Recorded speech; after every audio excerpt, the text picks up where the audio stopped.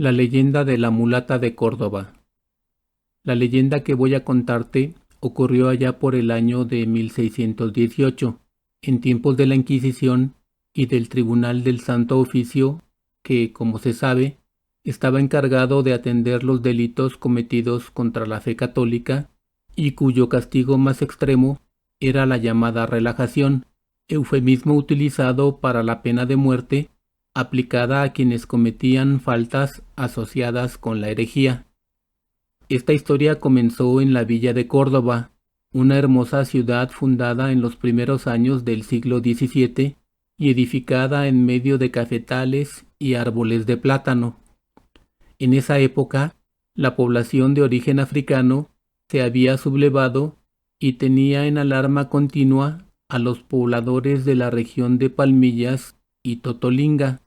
Por eso, eran continuos los asaltos a mercaderes y pasajeros por los rumbos del Camino Real entre las localidades de Veracruz y de Orizaba y la Ciudad de México. Esta situación representaba un verdadero quebranto para el comercio y para los ingresos de la Real Hacienda. Para solucionar este problema, algunos de los vecinos más poderosos solicitaron al virrey Diego Fernández de Córdoba, marqués de Guadalcázar, permiso para fundar una villa en la loma conocida con el nombre de Huilango. Dicho permiso les fue concedido. La nueva villa de Córdoba se fundó en abril de 1618 y tomó su nombre de uno de los apellidos del virrey. En esta hermosa ciudad, en el año de 1821, fueron firmados los célebres tratados de Córdoba entre Juan O'Donojú y Agustín de Iturbide para consumar la independencia de México. Pero volviendo a nuestra historia, Córdoba también es famosa porque en ella aconteció esta fantástica leyenda. Cuentan nuestros abuelos que hace más de 4 siglos, en la bella ciudad de Córdoba, vivió una joven mujer que nunca envejecía a pesar del paso del tiempo. Nadie sabía con certeza cuál era su procedencia.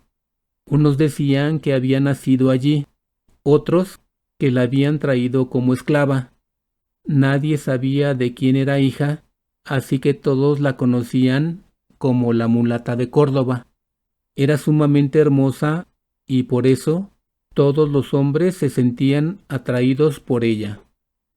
Por el color de su piel y por su condición social, la joven prefería vivir aislada, y no era para menos, ya que cuando tenía que ir a la ciudad, su sola presencia, debido a su gran belleza, era motivo de escándalo, de chismes y de habladurías. Para ella era mejor apartarse de todo eso. Sin embargo, el mantenerse alejada no evitó que las habladurías continuaran. Algunos decían que la mulata sabía del uso de hierbas para realizar curaciones maravillosas y que hasta podía sanar a quienes padecían alguna enfermedad mortal o la peste. Pero no solo eso, se decía que también invocaba tormentas y que incluso podía predecir los temblores y los eclipses. Para la mayoría, la mulata era una bruja o una hechicera que había hecho pacto con el diablo, quien la visitaba todas las noches. En efecto, muchos vecinos aseguraban que al pasar a medianoche enfrente de su casa, habían visto que por las rendijas de las ventanas y de las puertas salía una luz siniestra, como si por dentro un poderoso incendio devorara aquella construcción, y que también se escuchaba una música misteriosa. Otros decían que la mulata sabía de embrujos y encantamientos, y que la habían visto volar por los tejados, conservando su figura de mujer, pero con un rostro en el que resaltaban sus negros ojos de mirada satánica y sonriendo diabólicamente con sus labios rojos y sus dientes blanquísimos. A pesar de todo lo anterior, cuando llegaba a aparecer por la ciudad, los jóvenes seguían prendados de su hermosura y peleaban por conquistar su corazón, pero ella a nadie correspondía y a todos desdeñaba. De ahí fue que las malas lenguas comenzaron a vociferar que el único dueño de sus encantos era el señor de las tinieblas, que la había dotado de poderes mágicos. Se decía que podía estar en distintos puntos y a la misma hora. Incluso llegó a jurarse que un día se le vio, al mismo tiempo, en Córdoba y en la Ciudad de México, es decir, que tenía el don de la ubicuidad, pero que lo más común era encontrarla en una caverna, aunque también podía vérsele en casuchas horrorosas de los barrios más inmundos y en modestos cuartos de vecindad, sencillamente vestida, con aire vulgar y sin revelar sus mágicos poderes. Era tanta la maledicencia que autoridades y vecinos comenzaron a espiarla. Sin embargo, aquella mujer, siempre joven y hermosa, asistía a misa, hacía caridades y ayudaba a todo aquel que le imploraba su auxilio. Lo mismo para llevar comida a la choza de un pobre que para permanecer junto al lecho de un moribundo. La supuesta hechicera era también abogada de causas imposibles. Por ejemplo, las muchachas sin novio, las señoritas que iban perdiendo la esperanza de encontrar marido, las damas de familias adineradas, los médicos sin enfermos, los abogados sin casos que defender y los jóvenes sin fortuna, todos acudían a ella, todos le pedían que eliminara sus aflicciones y a todos los dejaba contentos y satisfechos. Por eso, a partir de ahí, cuando se solicitaba que alguien hiciera una cosa muy difícil, casi irrealizable, era muy común exclamar: «Si no soy la mulata de Córdoba». Es claro que la fama de aquella mujer era muy grande. Por todas partes se hablaba de ella y en diferentes lugares de la Nueva España su nombre y sus proezas iban de boca en boca. Se afirmaba que era una bruja, un ser extraordinario para el que nada había oculto, a quien todo obedecía y cuyo poder alcanzaba hasta trastocar las leyes de la naturaleza. Era también una médium que podía invocar a los espíritus. ¿Qué tiempo duró la fama de aquella mujer o por qué dejó de realizar sus portentos? Nadie lo sabe con certeza. Algunos dicen que el alcalde de Córdoba, de nombre Martín de Ocaña, un tipo entrado en años, estaba apasionado con la mulata. Dicen que le declaró sus intenciones y que le ofreció varios regalos, pero que ella no le respondió ni con una leve sonrisa. Por despecho, el enfurecido alcalde acusó a la mulata de darle una pócima que le había provocado la pérdida temporal de la razón. Solo buscaba vengarse de ella y que se le aplicara la relajación, es decir, la pena de muerte. Ese sería un justo castigo por haberlo menospreciado. En medio de la noche, el alcalde y varios alguaciles fueron hasta la cabaña de la mulata con la intención de apresarla, aunque también acudieron algunos frailes que, en nombre de la Santa Inquisición, le exigieron que abriera la puerta. Ella, por supuesto, no lo hizo, así que entraron por la fuerza. Luego de apresarla, es muy probable que la hayan llevado en un carruaje custodiado por el Santo Oficio hasta el calabozo de la fortaleza de San Juan de Ulúa, y que después haya sido trasladada a las sombrías cárceles del Palacio de la Santa Inquisición en la plazuela de Santo Domingo, en la Ciudad de México. Tampoco se sabe con certeza cómo una noticia de esta naturaleza pudo ser difundida, sobre todo considerando la secrecía con que se manejaban los asuntos de la Inquisición. El caso es que el juicio en contra de la mulata causó conmoción en amplios sectores de la sociedad. Fue el tema central de muchas conversaciones y dio pie a que se registrara todo tipo de opiniones. Por ejemplo, algunos llegaron a sostener que la mulata no era hechicera ni bruja ni cosa parecida, y que había caído en las garras del Santo Tribunal debido a su inmensa fortuna, oculta en 10 grandes barriles de barro llenos de polvo de oro.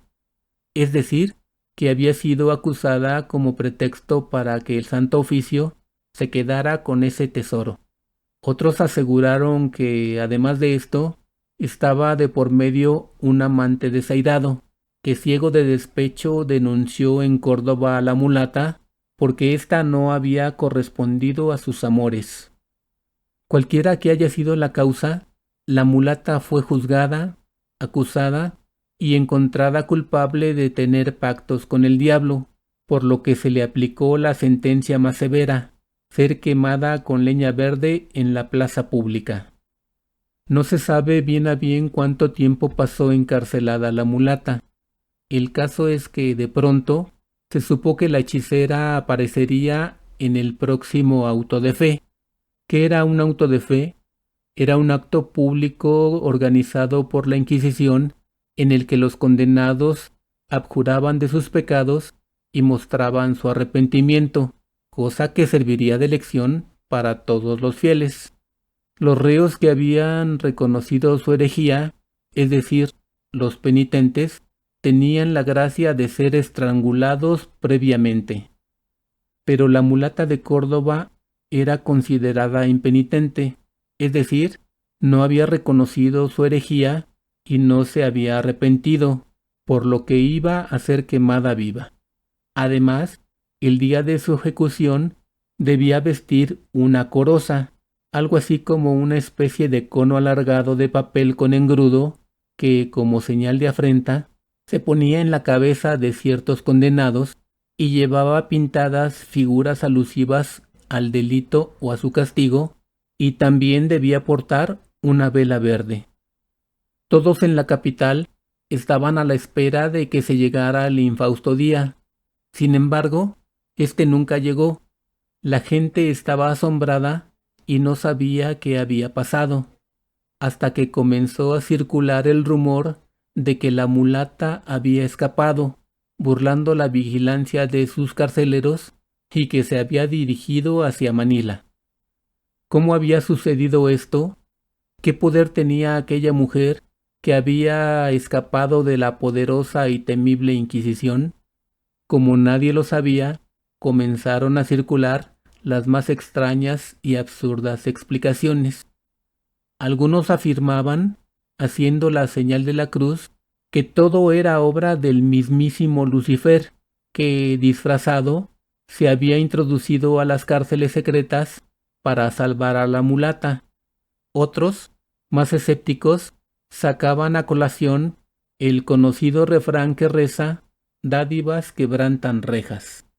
Y otros, en tono malicioso, argumentaban que el amor todo lo vence y que los del Santo Oficio, como cualquier mortal, eran también de carne y hueso. Al parecer, la versión más difundida señala que al estar en la cárcel, la mulata se ganó la confianza del carcelero, a quien en alguna ocasión había ayudado con la enfermedad de uno de sus hijos. Por eso, tuvo la confianza de pedirle un pedazo grande de carbón. El hombre aceptó, consiguió el carbón y se lo llevó a su celda.